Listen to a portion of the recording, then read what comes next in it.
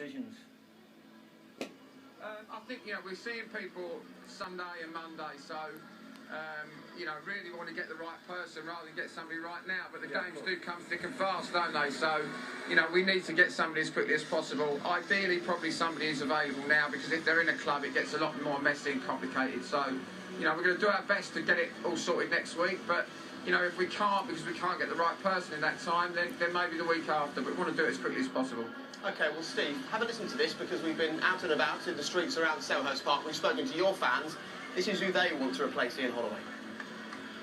My idea would be if we could get Nigel Atkins away from Reading, if we could pry him away from Reading, his experience with Southampton, I think that's what we need. Tony Pulis, because he's a really good experienced manager, so I'd like to see him get the job, hopefully help us stay up.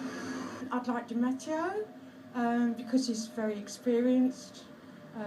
Second choice would be Neil Warnock, because he knows the Palace setup. I'd say someone like Di Matteo or Avram Grant, got a bit of drive in them, got Chelsea to the Champions League final. Probably Tony Pulis for me. Probably a reason why, but he's got Stoke up. Martin O'Neill, because he's experienced in the Premiership and he shouldn't have got sacked for Sunderland. Come on, you Palace! Well, the passion's still there, that's for sure. Pulis, Atkins, O'Neill, Warnock. Just the 10 names. Yeah, well, there's 7 names in total, which I suppose shows us how hard your job's going to be, because it doesn't feel like there is one standout candidate. What are you looking for?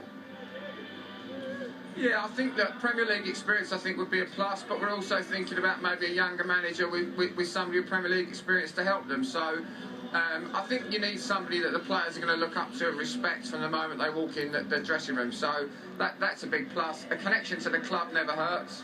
I think people always get a little bit more time if there's a bit of affection from the fans towards them for past heroics. So, we'll be looking at all the usual kind of things, but in the end, we need somebody that believes that they can stop us getting relegated. That's what we need. We need, first and foremost, somebody who believes that and has got the ability to try and do it. So, that's what we're looking for.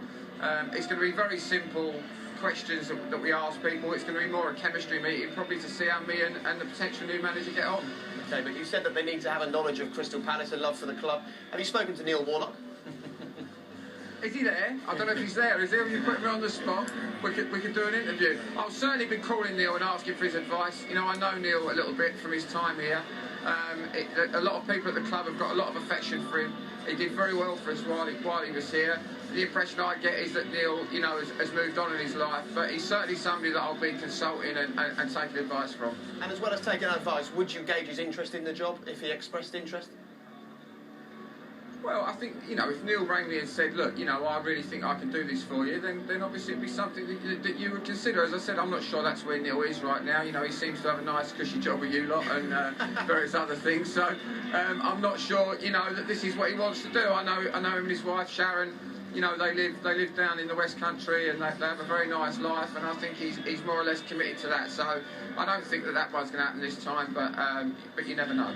All right, well, it's not a bad job, this. You're in windy South East London, we're in an air-conditioned studio, coffee on tap, so you can see why Neil's chosen this one.